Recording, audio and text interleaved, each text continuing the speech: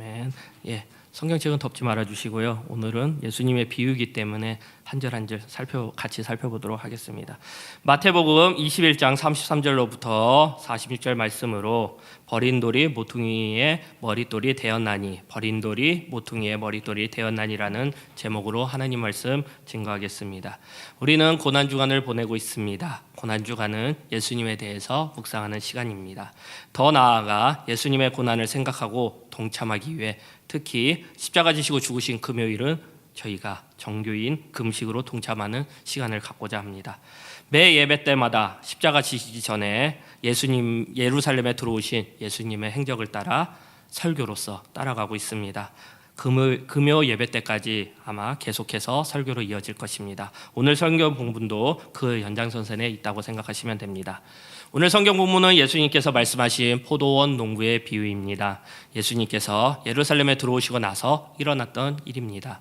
포도원 농부 비유는 예수님께서 오늘 성경 본문을 먼저 비유로 말씀하시고 그리고 예루살렘의 질문과 그들의 답으로 마무리하고 있습니다. 그들은 바리새인과 제사장들을 말합니다.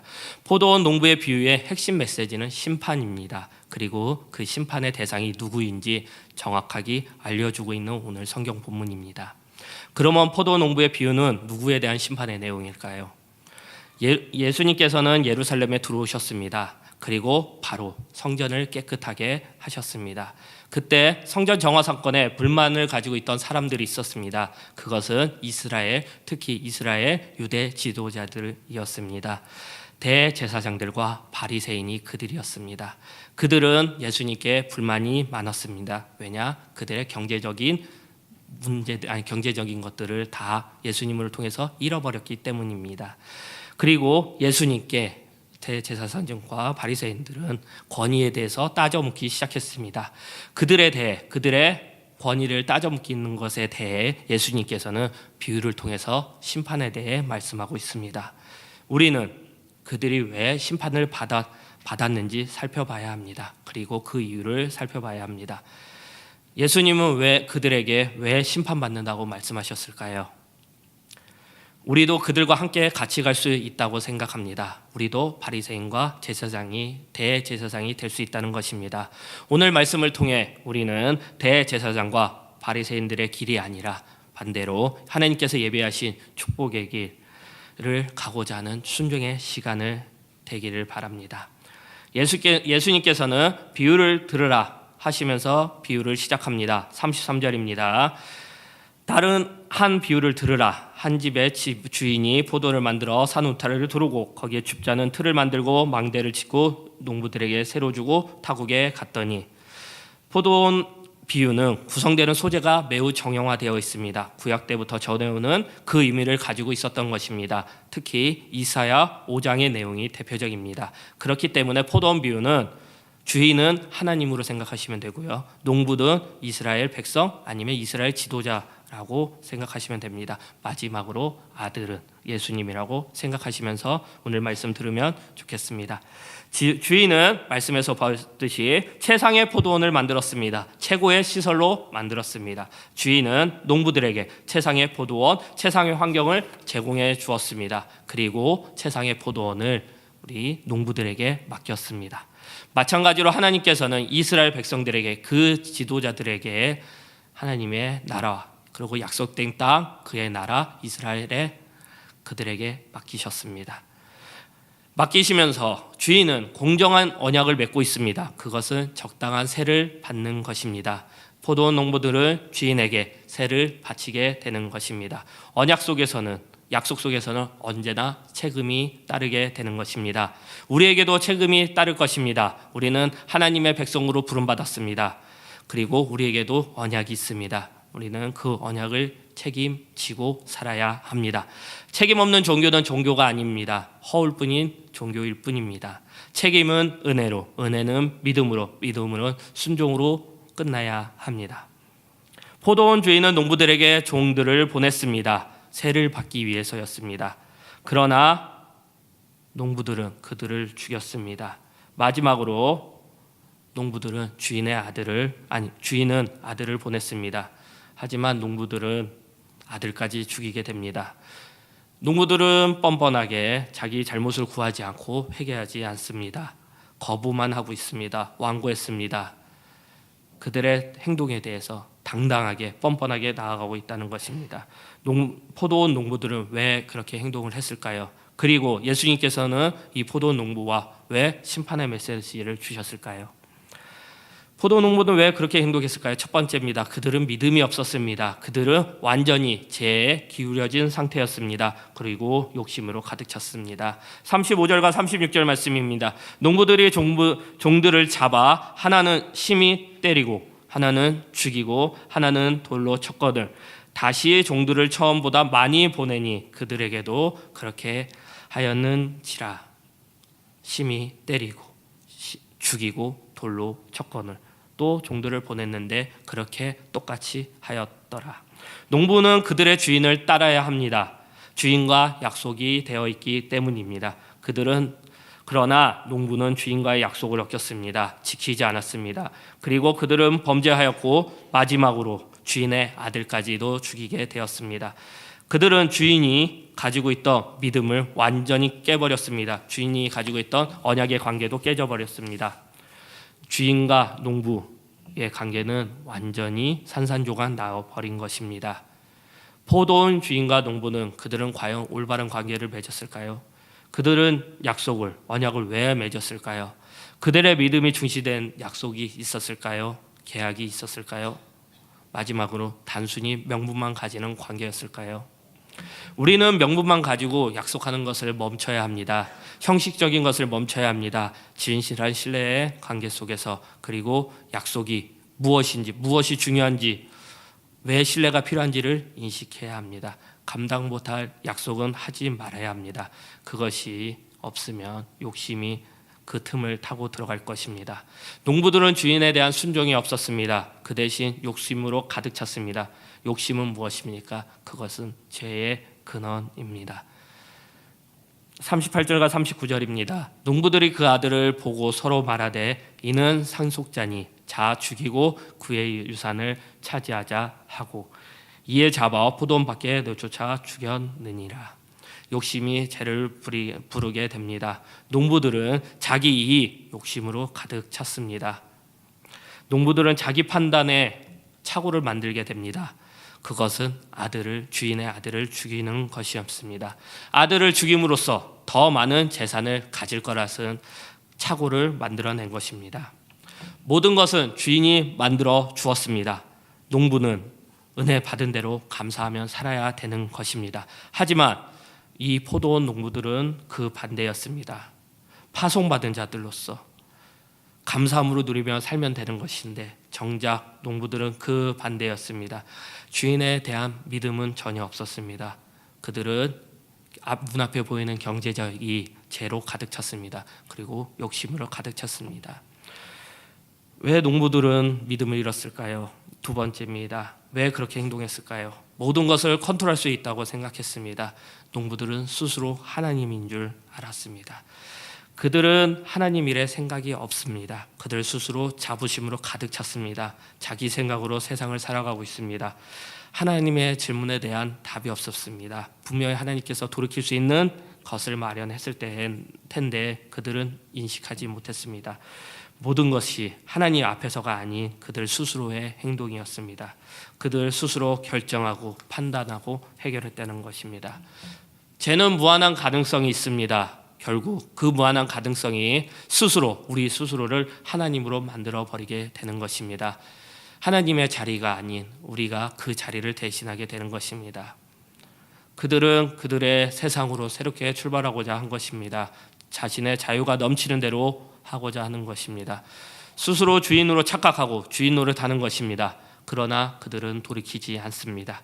주인의 자리를 도둑질하는 것입니다. 그 자리에 자기 자신이 들어가는 것입니다.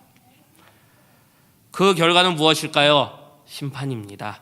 우리가 주인 되며 스스로 하나님이 된다면 그 결과는 심판인 것입니다. 44절 말씀입니다. 이 돌 위에 떨어지는 자는 깨지겠고 이 돌이 사람 위에 떨어지며 그를 가루로 만들어 흩으리라 하시니 떨어지는 자는 깨지겠고 그를 가루로 만들어 흩트리는 자는 흩으시리라 하시니. 이사야 8장 13절 말씀에 심판의 돌이 나옵니다. 앞부분은 그것을 인용하여 한 거고요. 뒷부분은 다니엘 2장 34절과 44절 느부갓네살 오상 심판을 예고할 때 사용되었던 것입니다. 예수님께서는 구약의 의미를 적용하고 이렇게 말하고 있습니다. 예수님께서는 정확하게 심판이 올 것이다. 그들에게 대제사장과 바리새인들에게 알려주고 있는 것입니다. 결국 믿음이 없으면 욕심으로 죄로 가득 찬다면 스스로 하나님이 된다면 심판이 결과인 것입니다. 그러면 심판으로 끝나야 하는 건가요? 하나님께서는 우리 은혜 가운데 우리에게 답을 주십니다. 주인은 끈질기게 농부에게 종을 보냅니다. 그리고 마지막으로 아들까지 보냅니다. 끈질기게 기다리고 있습니다. 주인의 마음은 무엇일까요? 그 마음은 농부들이 다시 찾아오기를, 돌아오기를, 다시 회개하기를, 구원받게 하려는 그것은 하나님의 마음이었습니다. 기다리는 것, 인내하는 것, 참는 것이 주인의 마음이었습니다. 그 마음이 하나님의 마음입니다. 하나님께서는 언제나 우리를 바라보고 계십니다. 베드로후서 3장 9절 말씀입니다. 주의 약속은 어떤 이들을 더디하다고 생각하는 것 같이 더딘 것이 아니라 오직 주께서는 너희를 대하여 오래 참으사 아무도 멸망하지 아니하고 다 회개하기를 이르기를 원하시니라. 너희를 대하여 오래 참으사 하나님의 마음입니다. 하나님께서는 계속해서 기회를 두는 것입니다. 하나님께서는 돌아오라고, 여호와께 돌아오라는 호세아의 말씀처럼 말씀하고 있는 것입니다. 40절 말씀입니다. 예수님께서 질문합니다. 그러면 포도원 주인이 올 때에 그 농부들은 어떻게 하겠느냐? 41절 말씀입니다. 그들은 답변을 합니다. 그들이란 바리새인과 대제사장입니다. 그들이 말하되 그 악한 자들을 진멸하고 포도원은 제때의 열매를 발칠 만한 다른 농부들에게 새로 줄지이다. 그들이 답을 하고 있습니다. 45절 말씀입니다. 결론입니다. 대제사장들과 바리새인들이 예수의 비유를 듣고 자기들을 가르쳐 말씀하실 줄을 알고 예수님께서는 질문을 통해 그들이 스스로 답을 찾길 원하셨습니다. 하지만 그들의 미래를 같이 예수님께서 말씀하고 있습니다. 불순종으로 인해 그들은 책임을 져야 됩니다. 그리고 심판을 받게 될 것입니다. 예수님께서는 대제사장들과 바리새인들에게 비유를 통해 말씀하고 있습니다. 중요한 것은 대제사장들과 바리새인들은 그 진리를 알았다는 것입니다. 그래서 그들은 더 악한 것입니다.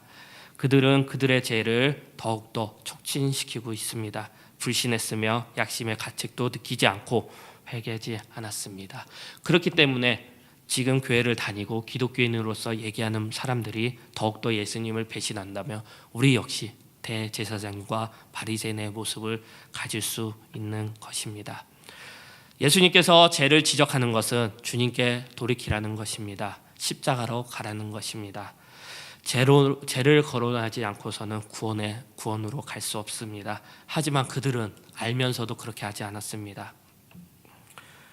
우리는 지금 싸워야 합니다.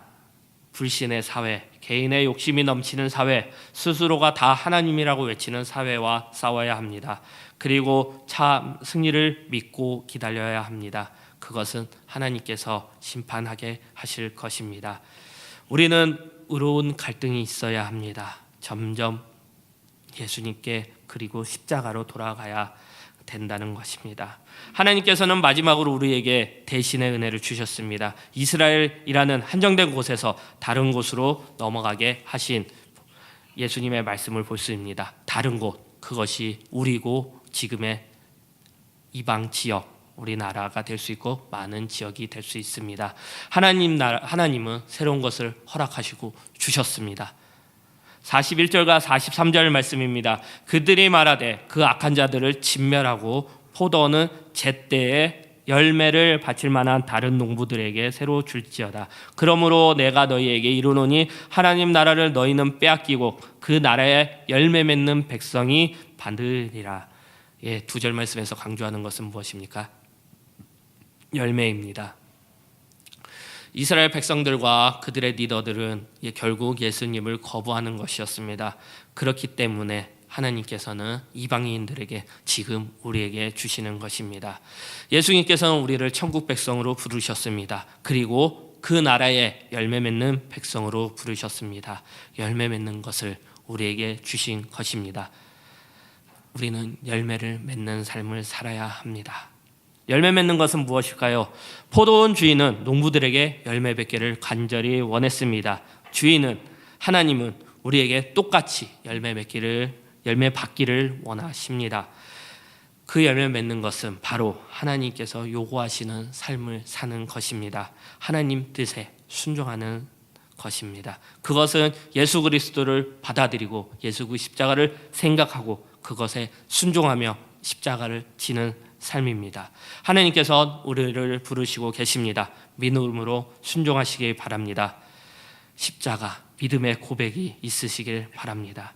고난주간입니다. 예수님을 얼마나 생각하십니까? 진짜 생각하시고 계십니까? 예수 그리스도를 내 삶에 받아들이고 있습니까? 허투루 대제사장과 바리새인처럼 겉으로만 바라보고 있습니까? 예수님을 반대하고 있습니까? 이 모든 것이 아니라 우리는 예수 그리스도를 내 삶에 받아들이고 순종해야 합니다.